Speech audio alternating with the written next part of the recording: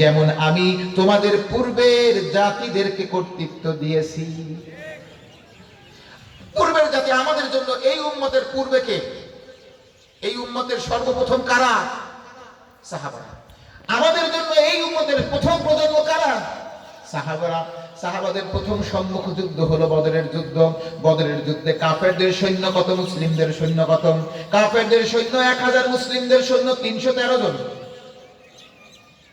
313 জন যদি জিজ্ঞাসা করি তরোয়াল ছিল কয়টা, বললেন মাত্র 17টা। কয়টা? মাত্র 17টা। ঘোড়া ছিল 2টা। কয়টা? ঘোড়া ছিল 2টা।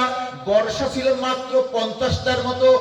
আর সব সাহাবাদের খালি হাত। আর কি? খালি হাত।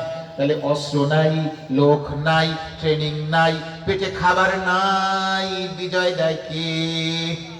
আল্লাহ বলছেন আমি ওই আদলে বিজয় দেব যদি তোমাদের মধ্যে 2টা আছে। সাহাবাদের কি ছিল? ঈমান ও আমলে সলে। বুঝেন না আমার কথা? সাহাবারা অস্ত্র দিয়া জিতছে, লোকবল দিয়া জিতছে, না ঈমান ও আমলে সলেহ দিয়া জিতছে? কথা বুঝেন নাই? দুর্ভাগ্য, আজকে আমরা মুসলিমরা বিজয় লাভ করতে চাই ঈমান ও আমলে সলেহ দিয়ে, লোকবল দিয়ে, ক্ষমতা দিয়ে, শক্তি দিয়ে, অস্ত্র দিয়ে। জেনে রাখেন, তাম পৃথিবীর অস্ত্র যদি আজকে মুসলিমদের হাতেও চলে আসে, সেই অস্ত্র দিয়ে মুসলিমরা বিজয় লাভ করতে পারবে না। সে বিজয় ইসলামের বিজয় না, মুসলিম নামধারী কিছু লোকের বিজয় হতে পারে। কথা কি বুঝেন নাই? এই বুঝছেন আমার কথা? কথাটা কি বুঝেন নাই? মুসলিম নামধারী লোকের বিজয় হতে পারে, ইসলামের বিজয় না। আব্দুর রহমানের বিজয় মানে ইসলামের বিজয় না।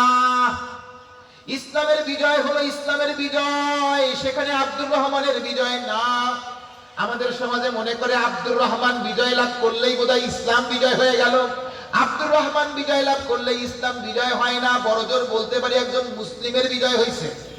কিন্তু মুসলিমের বিজয় চাই না ইসলামের বিজয় চাই? ও মুসলমান তো কম না, মুসলিমের বিজয় না ইসলামের বিজয়? মুসলিমের বিজয়ের প্রত্যাশা নাই, আমাদের ইসলামের বিজয়ের প্রত্যাশা। ইসলামের বিজয়ের জন্য লাগবে ঈমান ও আমলে সলেহ। আর ঈমান ও আমলে সলেহ তখন হবে যখন আমাদের তাওহীদের বুঝ পরিপূর্ণ আসবে। তাওহীদের বুঝ যখন আসবে না, তখন ঈমান ও আমলে সলেহ আমাদের তৈরি হবে না। তো আমরা যদি আজকে বিজয় চাই, তা আমাদের জন্য ঈমান ও আমলে সলেহ লাগবে। নাকি মুসলিমের বিজয় চাই, নাকি ইসলামের বিজয় চাই? হ্যাঁ, মুসলিমের বিজয় না ইসলামের বিজয়? ইসলামের বিজয় না মুসলিমের বিজয়? আল্লাহ রাব্বুল আলামিন মুসলিমদের জন্য কল্যাণ দাও না ইসলামের জন্য যা কল্যাণ তুমি তাই দাও, আমাকে তুমি যা ইচ্ছা তাই করে নাও। দোয়া কি হবে? যে আল্লাহ তুমি মুসলিমদের কল্যাণ দাও, ইসলামের তুমি যা ইচ্ছা তাই করে নাও, এরকম? নাকি আল্লাহ তুমি ইসলামের বিজয় দাও, আর এই বিজয়ের জন্য তুমি মুসলিমদের উপর থেকে যাকে যাকে পছন্দ হয় তাকে তাকে বেছে নাও?